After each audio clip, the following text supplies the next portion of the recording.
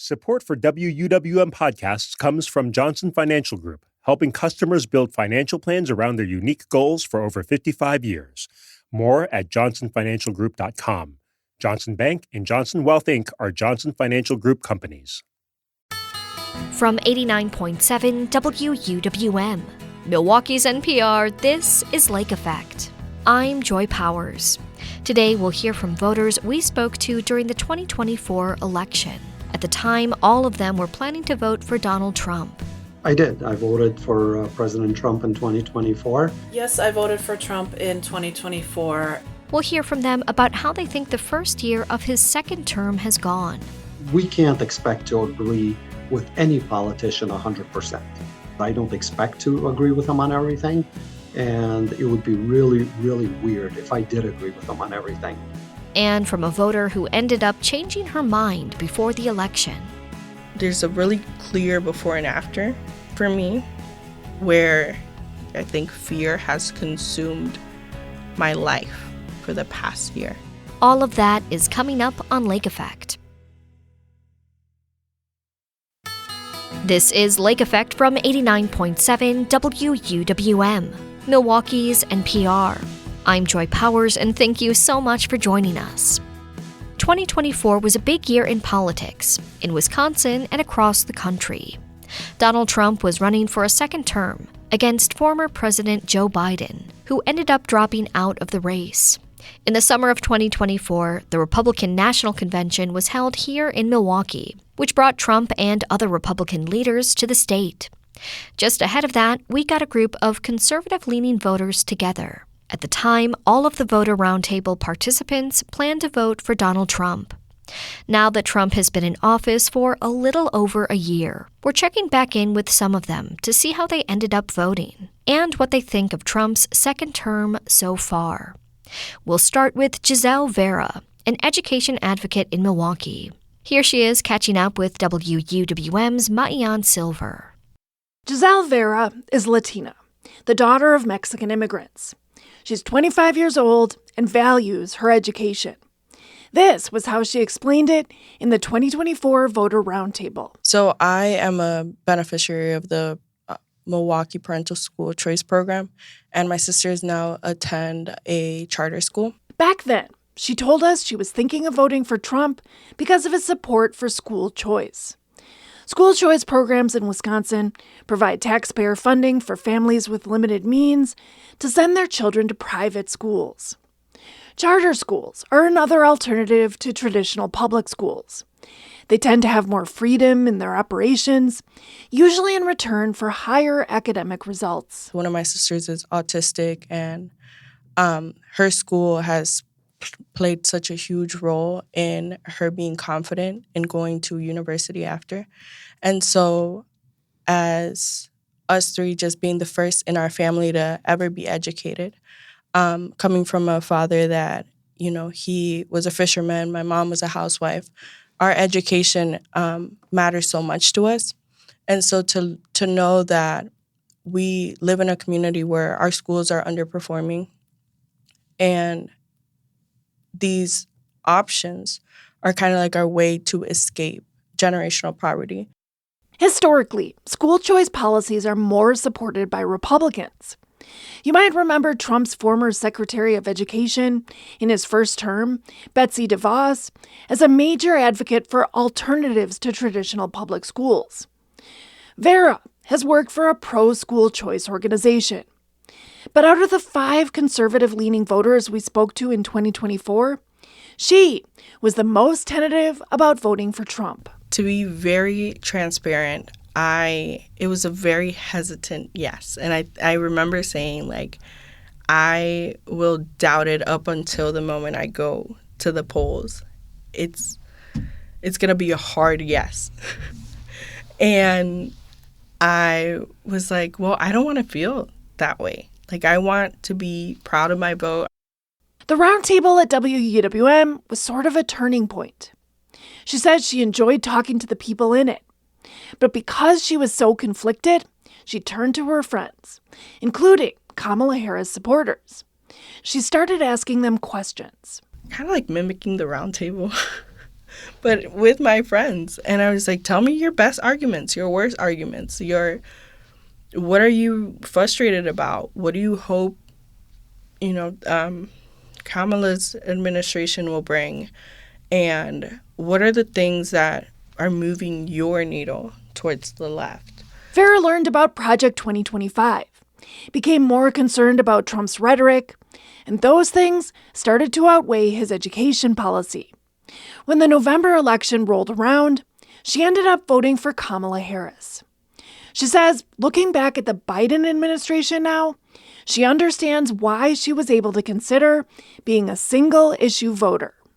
The fact that we were living in a country in a time where none of the additional things in my life were making noise, where education was the most important thing for us. And so I now reflect on it. It's like, that was a privilege, because now we're in a time where we have so much noise and we have so many other things that are affecting our day-to-day life that 4 years ago we took for granted, or that I took for granted. Vera says as a second-generation immigrant, a big part of that is Trump's immigration policy. There was a part of me, I think, that a lot of the Hispanic community also felt that, like, comfort in saying, well, the things that they're saying that they would do, they wouldn't actually ever do. Like, that's just campaign talk. There's no way. There's not a legal way that they could do that. There's not a moral justification for those kinds of things. Like, they're just talking to their base. And for me, it was just not, like, I wasn't willing to find out if it was just kind of like locker talk, or if it was seriously what they wanted to do. Those people that they were talking about are my family, my parents. And are there things that have been happening with this immigration crackdown that have affected you personally? Like, do you feel safe in your community? Do you feel like you can walk without ID? Are there people in your family that have to take steps that are, how is this affecting you and people you know? Well, I come from a mixed status household. So part of my family has been affected. Some other part has not directly been affected. Like, I'm kind of just waiting on it to come upon us, and I pray that it doesn't. But it could happen to us at any moment. And that's really hard to have to live with on a day-to-day. I think everything that I feared would happen during President Donald Trump's first term is happening now. So as a 16-year-old, I kind of felt like this would happen, and I was relieved when it didn't. And then now, in this last election, I was like, well, he kind of talked the same talking points last time. I don't think he'll actually do anything. And so that was like the rude awakening now of these past 2 years. There's a really clear before and after for me, where I've told my friends, my family, it's like, I think fear has consumed my life for the past year. And when I think about myself as a younger adult, even a child, I never thought of the U.S., of a place where that could happen to you. Like, it always symbolized this country of hope and opportunity. And my parents always spoke of the U.S. in a way where this was where the American dream came true. And so to see that turn into, in a very cliche way, into a nightmare, and it consuming me, even though a lot of people could say, well, what are you afraid of? You're an American citizen, like, if you haven't broken the law, nothing should happen to you. We're seeing young kids that are U.S. citizens being dragged out of their workplaces, asking themselves to ID themselves and really being profiled for being Hispanic. And I think that no matter your status, that should never happen in our streets. It compromises who we are as a country, and everyone should be heartbroken by what is happening. And you've talked about being a woman of color, being a daughter of Mexican immigrants. How does that shape what the Republican Party can represent for you and what it can't, kind of thing?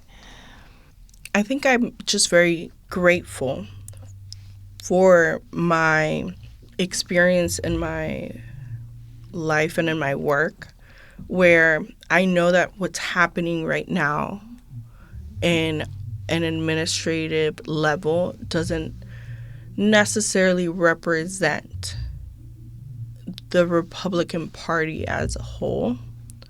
I have mentors and friends, people that I've just come across that are also feeling like this has gone too far, and that doesn't represent the values of the Republican Party.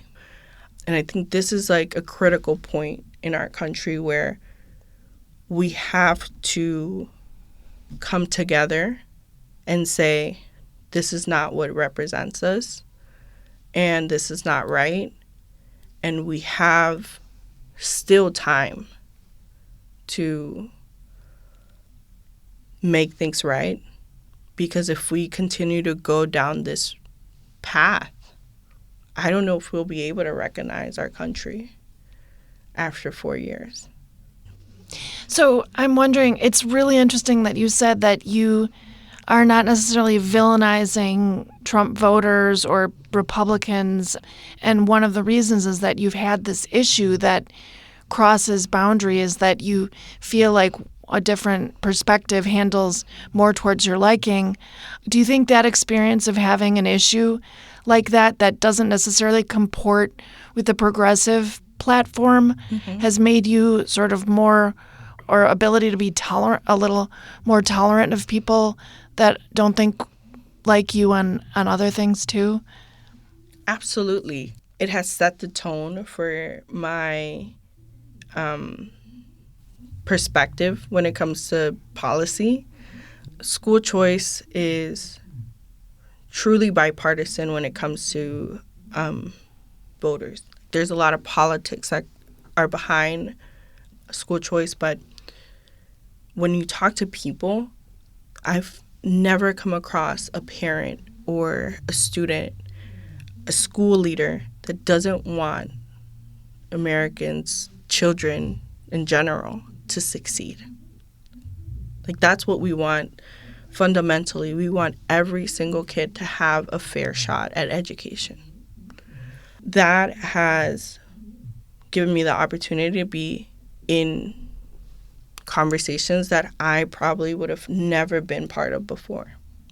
And it has allowed me to see kind of like the humanity of us just having a difference in opinion, having different experiences that shape our perspective on the world. Like, if it wasn't for my experiences that have brought me, so to speak, to those tables, like, I wouldn't have been able to contribute to them.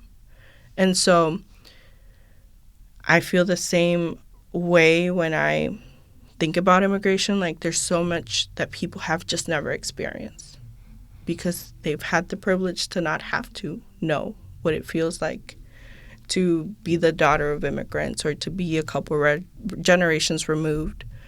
And that's not necessarily like their fault that they haven't had that experience, but it is kind of their duty if they care about to learn. I asked Farah what she's watching for from the candidates in the upcoming 2026 midterms, which involves elections for governor, Congress, the state legislature, and the state Supreme Court. Everything. We have to pay attention to everything. And I think these past 2 years have shown us that we can't afford to not care. And I think especially like even especially in our local level, we should be involved. We should be actively voting because it is a enormous privilege to be able to say who represents us.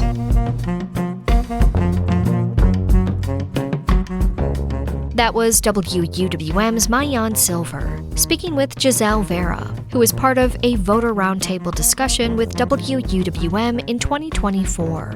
We also caught up with 2 other voters who took part in the roundtable, and we'll hear from them after a short break. Later in the show, we'll also hear some new music in our Milwaukee Music Roundup. Keep listening for all of it right here on Lake Effect on 89.7 WUWM. Milwaukee's NPR.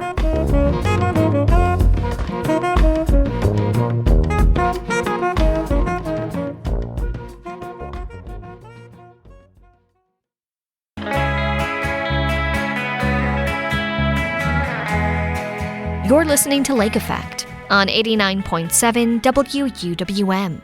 I'm Joy Powers. Before the break, we heard from Wisconsin voter Giselle Vera. She was one of the conservative-leaning voters we spoke to in 2024 about the presidential election. We also checked back in with 2 of the other Milwaukee area voters from our 2024 roundtable, which featured conservative-leaning voters. We wanted to hear how they feel about Trump's second term so far. Alex Lakin works in finance, and Rebecca Smith is a teacher. They spoke with WUWM's Maayan Silver. And just a note, these interviews were recorded before the U.S. military conflict with Iran erupted over the weekend. We'll hear first from Lakin. First question, did you vote for Trump in 2024 and why? What were your big issues? Again, just a little snapshot. I did. I voted for President Trump in 2024. I voted basically on conservative economic issues and the border and foreign policy. Okay, so those are your big issues: economy, immigration. Do you feel like President Trump has delivered on those promises? He most certainly has, but I'd like to change the verbiage slightly. It's not economy and immigration, economy and border security. It's a completely different issue. I am strongly pro-immigration. I believe in a robust immigration policy, as I believe President Trump does as well, after the border is under control and after illegal aliens question is resolved. So, yes, he has most certainly addressed that question. He has addressed the question of foreign policy, which is another one on my hit parade. I find the treatment of Israel by the prior administration appalling.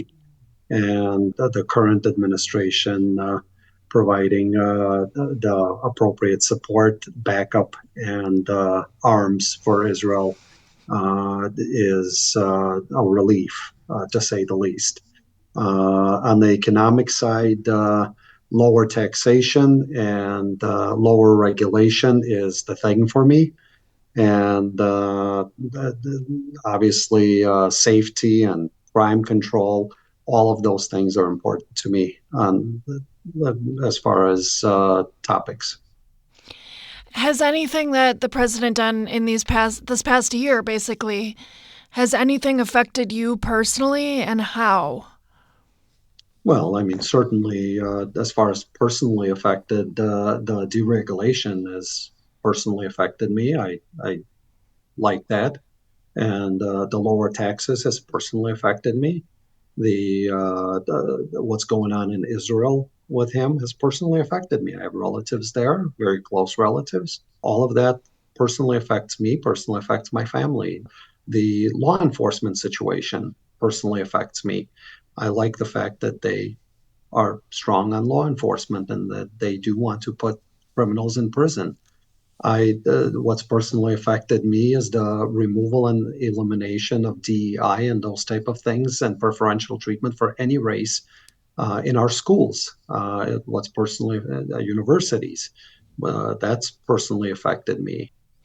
And back to the regulation, that was the first thing that you said has affected you. Are there specific, remind me what your profession is and if there's any specific things that the deregulation has affected you?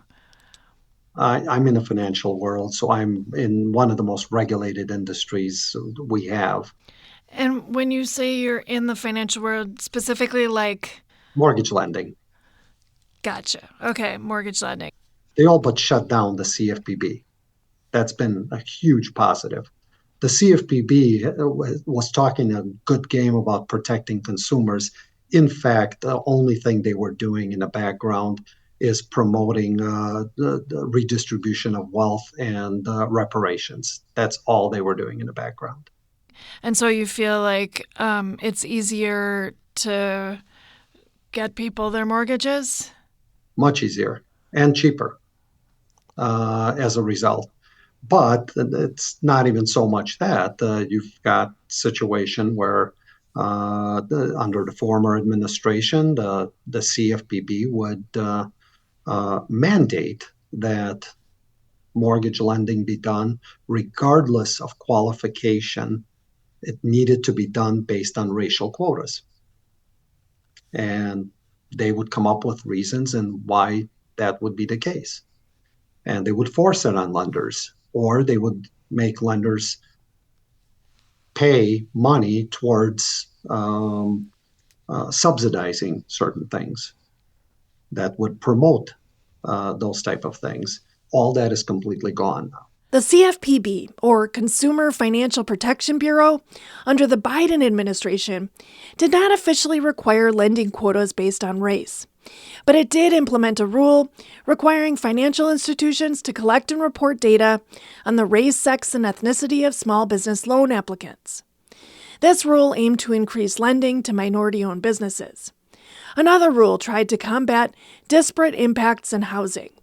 Critics argued this pressured lenders to use demographic data in lending decisions. Are there any policies or actions of Trump that have given you pause? Anything?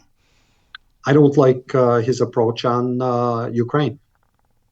I'm not, there's a number of things I don't like. It's we can't expect to agree with any politician 100%. So it's no never mind to me as far as that goes. I don't expect to agree with him on everything. And it would be really, really weird if I did agree with him on everything. If I agreed with him on everything, that would just make me some sort of a sycophant, whatever they call it. It eliminates all possibility of independent thought. It's impossible for people to agree on every single issue. So specifically with Ukraine, could you boil it down into like a small snapshot? Yeah, I believe that we would be better off with Ukraine by properly equipping Ukraine so that they can bloody up Putin enough so that Putin would seriously negotiate. I don't believe Putin is seriously negotiating. I believe he's stringing us along, and I believe he's stringing President Trump along, and we're not responding as strongly as I believe we should. I think it makes us look weaker in front of a tyrant like President Putin. And the only reason we're doing it is because it's a nuclear power. I get it, but we can't allow that to make us look weak. I understand completely. It's sort of what happened with Maduro in Venezuela is a sign of our strength. Same thing what happened with Iran is a sign of our strength. And I think we lost some of that with Ukraine. I think we need to regain it. That's my personal view on it. I could be wrong. The president could be right. I'm open to all of that. You're listening to Lake Effect. I'm WUWM's Maayan Silver. Now we're checking in with Rebecca Smith, another conservative voter who participated in our roundtable leading up to the 2024 election. So, Rebecca, first question. Did you vote for Trump in 2024 and why? Yes, I voted for Trump in 2024, and, I do try to look at all the candidate options before I make my vote. I mean, I am a conservative voter otherwise, but, I can't discount that there might be someone of interest. But in this case, no, I did not see another candidate that was more important for me to vote for than for the Republican candidate. In this case, it was Trump. And what were your big issues? Again, like sort of just a little snapshot. Well, I felt like the economy was a big issue. Things were not going well with Biden. We had high gas prices, high transportation costs, bringing it then to the grocery store, meaning high costs for buying food items, ingredients, and things. I felt like the whole immigration thing was very ridiculous, that they were saying, oh, the border is closed, but it was clear that it wasn't closed, and I did want a change with that. I previously lived in a country that was near a border that had an open border and could see how that worked or didn't work. And I felt like, we need to protect our own land, our own stuff. And that was important for me. And I appreciated what Trump did in his first term and was hopeful that we would go back to that in his second term. Do you feel like President Trump has delivered on his promises on those topics? I do. I feel like prices and things are going back down again. Gas is not as high as I was remembering it was. And I don't know that, it's been a year. I think there may still need to be time for more movement of prices and things. It's really easy to raise prices, but businesses have a hard time in lowering prices when it's appropriate. So, Trump can't directly control that. He can make the conditions favorable, and then businesses have to do what they need to do, And then for the border, if you look at numbers of people crossing the border are extremely low compared to what they were under Biden. So I think that has been dealt with. As far as how we deal with those that have already crossed over and now are in our territory is being treated way differently with Trump than was with Biden. So what is your take on Trump's immigration crackdown? Well, I think his ideas are right, and I think the the way the conservative angle is that these people have come in, they did not have our permission to be here, they were still let in. That whole angle is very important, and I believe that we're upholding that angle. As far as what is being reported in the news for crackdowns and other things, yes, you feel bad about people because they're people, sure, but at the same time, they were not invited here by us. They did not follow our laws to come in, and it's our privilege and right to say to them, hey, we don't want you here anymore. We didn't give you permission, so we're gonna find you and make it happen so that you go back to where you need to be. I think that's reasonable. And I think the people know it, and they're just wanting everyone to feel bad and to let it go and all these other things, which, yeah, maybe we want to include them in the American dream, quote unquote, but they didn't come here in the right way to really participate in that to the fullest. That's what I feel about that. Has anything that the president has done this past year affected you personally, and how? Well, so I work in schools, and, I'm a member of our school's union. And so, there have been interesting things to talk about coming up with the whole immigration angle and just, figuring out how to deal with that, being on one side a school staff member. So you have a certain responsibility of what you should and should not do, what you can and cannot do. But then on the other side, each one of us is an individual, is a person. We all have our points of view that may be different from that. So I think it's just, I think it's important to be willing to listen to the other side of things from where your viewpoint is. Not to say that just because you're listening and you're there in a meeting, that's meaning that, yes, you're in agreement with everything. And you've talked about the things you like about Trump and the reasons that you voted for him. Are there any policies or actions of Trump that have given you pause? Yeah, I mean, honestly, I was kind of worried if a question about, like, what do you think about Trump and Maduro and all of that, and would come up. My only thinking is when I heard that they had captured him, I was shocked. I was not expecting that. Like, that was not... I didn't see that coming. Isn't that kind of like presenting a coup against a country that we're not even a border with? Like, I have questions about that. It's one thing. This isn't Obama. I mean, this isn't bin Laden we're talking about that bombed us, who wasn't technically a governmental person. But, yeah, we had a direct reason why we wanted to see something going down with him. But, I mean, has Maduro done anything really to the population of us that we would go down and catch him? And my personal opinion is no.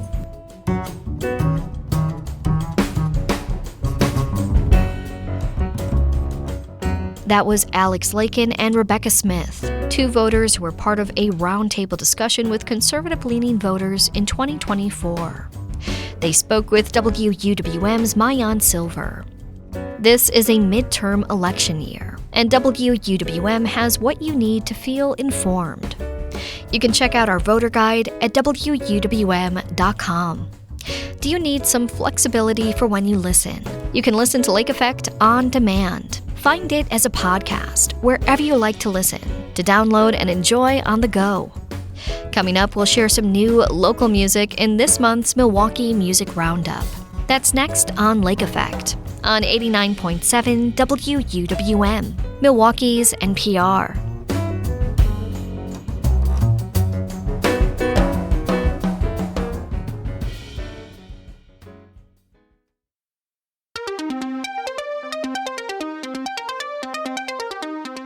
This is Lake Effect on 89.7 WUWM. I'm Joy Powers. Every month, Matt Wild from Milwaukee Record creates a list of some of the best new songs from local musicians. And every month, he shares a few of those songs with us for the Milwaukee Music Roundup. Matt Wild, as always, thank you for joining us here on Lake Effect. Thank you, as always, for having me. The first song we're going to start with, I'm not sure if we've spoken about Lorna Doone previously. I feel like we have.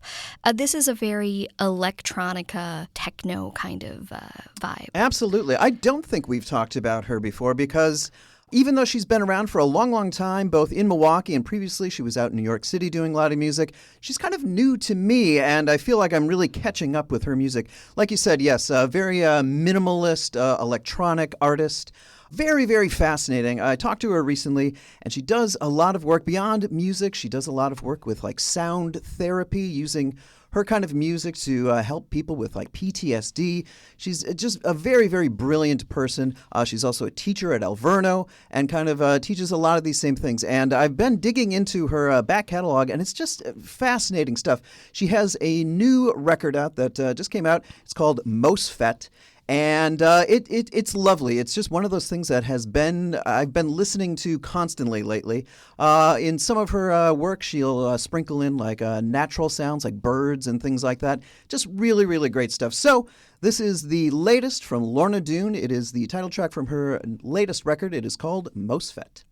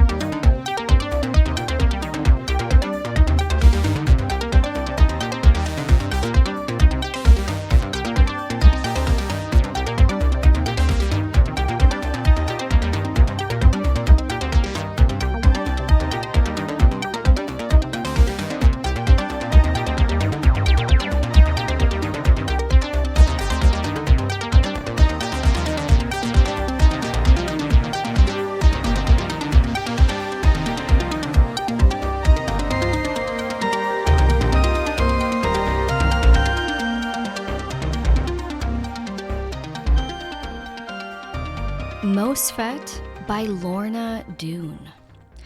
So the next song we're going to look at, this is a band we have certainly spoken about, or at least the main artist we've talked about. I would say this song from him is very folksy. It almost has a Bob Dylan feel to it at times. Absolutely. This is actually, this isn't the latest track, but I think the single was released in November, but he does have some coming up. This is a song from Brett Newski and his band, The Bad Inventions. And I feel like we could probably talk about a Brett Newski song every one of these segments because he releases so much music. And like I've said before, Brett has been around for a long, long time. And I think he just keeps getting better and better. I find myself a big fan of his more recent work that he's been putting out. Like you said, yes, a very kind of folksy vibe. There's a little bit of Bob Dylan in there, a little bit of Jonathan Richman, even a little bit of like Velvet Underground or early Beck. There's a lot of stuff that reminds me of that. This is a kind of a track that was released in November, but I think it's really fantastic. It's called Do You Think Our Brains Will Fit Together?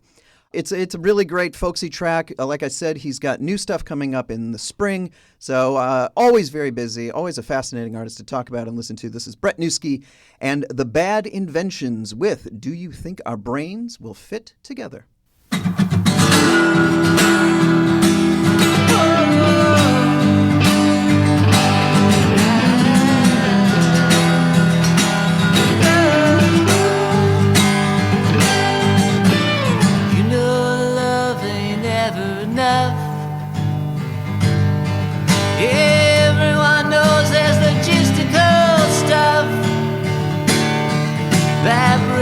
And voltage in left or right brain.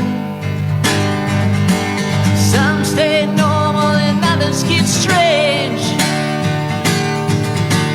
You know, struggle is always real, but it should be easy, I really do feel. We're speaking riddles and codes too. Do you think our brains will fit together? Think our brains will fit together? Like our bodies and hearts do.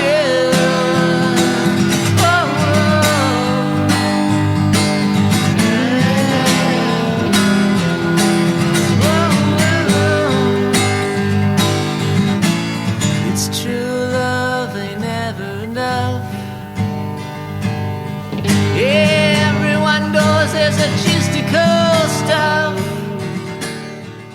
Do You Think Our Brains Will Fit Together by Brett Newski and The Bad Inventions. The next band, very interesting name. Yes. Offend Your Friends is what they're called. Yeah, what a great name. This is a band that has been kind of quiet for about 20 years. This was kind of a childhood friend band that was around in kind of the early to mid-aughts, kind of from the Fox Cities area. And they decided to, 20 years later or so, get back together and record a new album. Now, it has members of Milwaukee bands, groups like Devil's Teeth, groups like Dead Horses. They're all involved in this band. And they are putting out a new record. The name of the record is Almost Didn't Make It. That title references a lot of things, actually. It references the unlikely fact that this band would be getting together 20 years later. It references the fact that there were some demos that they started doing around the pandemic, and those demos were lost, so they had to kind of start from scratch. It also has to do with the fact that one of the members had kind of a medical emergency at the wedding of another one of the members. He's fine, everyone's fine, but it's just kind of an album fraught with peril. So after 20 years, it's Offend Your Friends. The song we're going to listen to is called Light a Spark, and it's a big fun kind of punk, a little bit of ska in there, a little bit of Andrew W.K. party rock in there as well, and the whole album is kind of like that. So it's coming out soon. This is Offend Your Friends with a new song, Light a Spark. What a mess we have in here. Somebody better let us but to clear the air.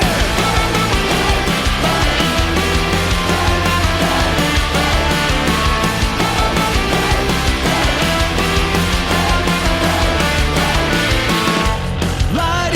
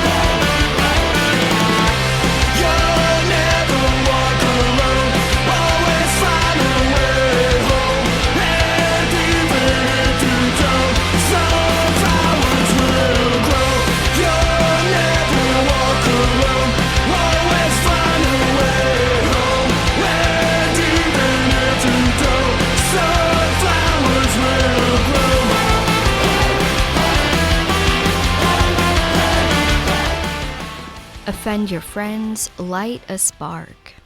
When I wrote down notes for the last song, I called it hardcore, kind of a flogging Molly feel.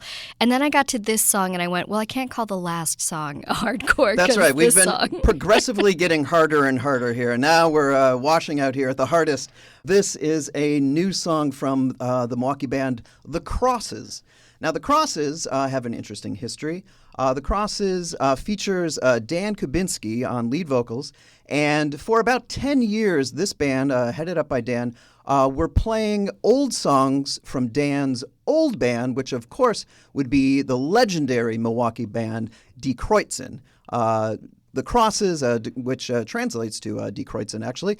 They were, the Crosses for about 10 years played kind of early Die Kreutzen songs and some of their original material as well. And now, finally, these many years later, the Crosses are actually putting out a record of all new original tracks. They're releasing it on III Industries. And yes, it is definitely in the hardcore vein, definitely in the vein of early Die Kreutzen, and it's fantastic. I have not heard the entire album yet, but it's coming out soon, and there is a single that has been released. That's the one we'll be listening to now, so buckle up for The Crosses with their song, Hate Market.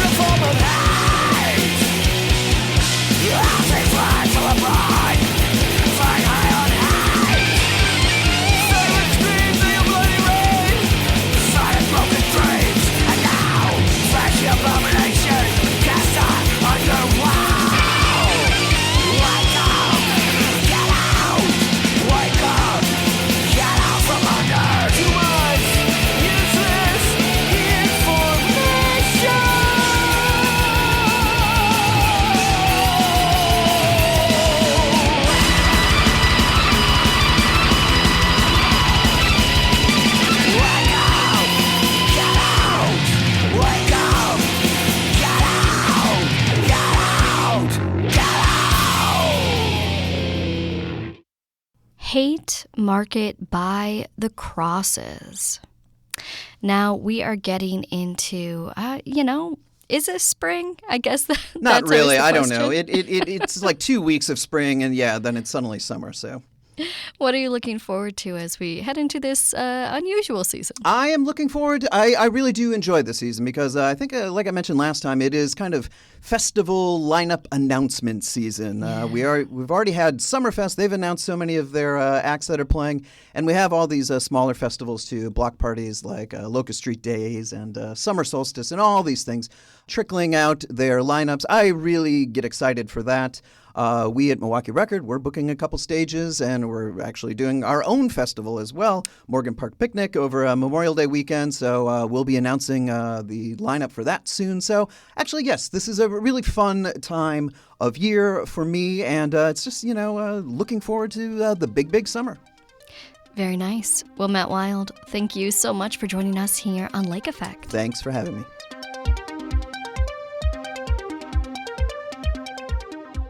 Matt Wild is the co-founder of Milwaukee Record. Every month, he joins Lake Effect to talk about some of the best new music from local bands. At WUWM.com, you can find all of our previous conversations.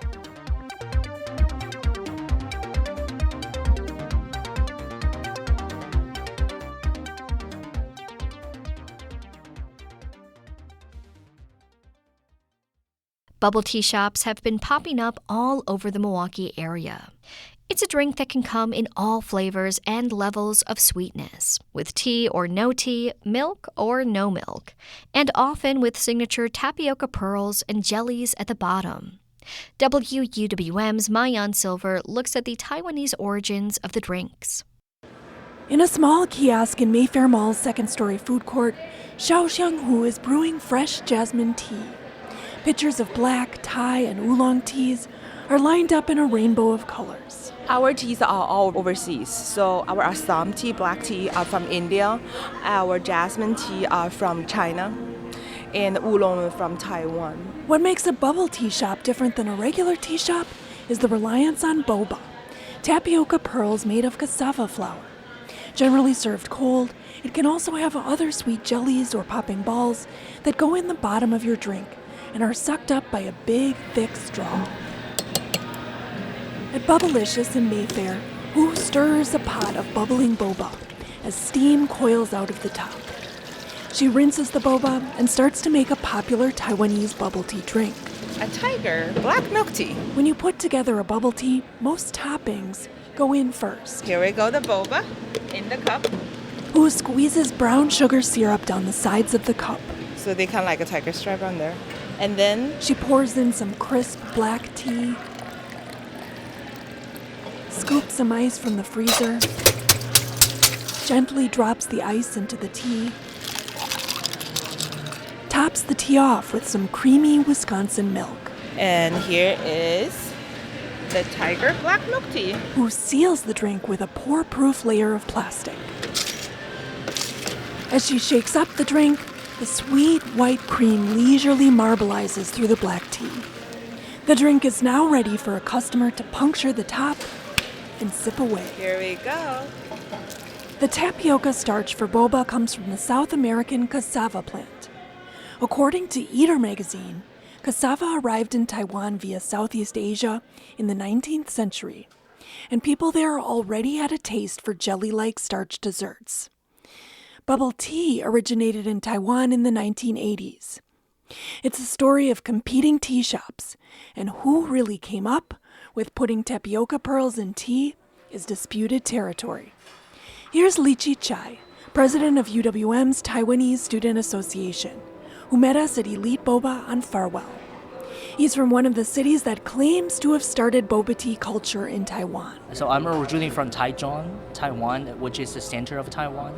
I should say like the boba tea restaurant is called Chun Shui Tang, and then that's originally from Taichung. There's a debate between Chun Shui Tang in Taichung and then also another Hanlin tea shop in Tainan. They're debating like who is the original. The shops went to court in a prolonged lawsuit over bubble tea, but no one ended up with any trademarks or patents. There's no answer for who is the original, and maybe people in Taiwan, they don't care much. They just like boba. Whoever's from, as long as it tastes good. And if you're wondering about the names bubble tea and boba, well, bubble comes not from the additions to the tea itself, but because the tea is originally hand-shaken, which leaves little bubbles at the top of the tea. Boba now refers to the tapioca pearls in particular. But the story goes, a famous and busty Taiwanese film star ordered pearl milk tea. The pearls got nicknamed boba, which was also slang for large breasts. These days, you can get fruity teas with jellies that are rectangular, not round, and taste sweeter like a firm jello. At places like Elite Boba, you can also get pudding or cheese top, which is a layer of more firm, savory, yogurt-like cream that you can mix into your tea. If you like savory flavor, you definitely want to try cheese on top. Back at Bubblicious in Mayfair Mall, Xiao Xuanhu saw Nina Chesser tentatively approach the kiosk. What's that? All right. The bubbles? Yes. Okay. Yes, yeah. you do want it. Have you had it before? No. I never had it. Chesser's daughter had been urging her to try it.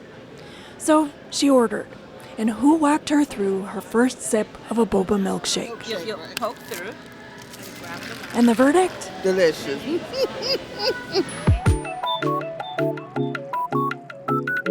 Maayan Silver, 89.7 WUWM, Milwaukee's NPR.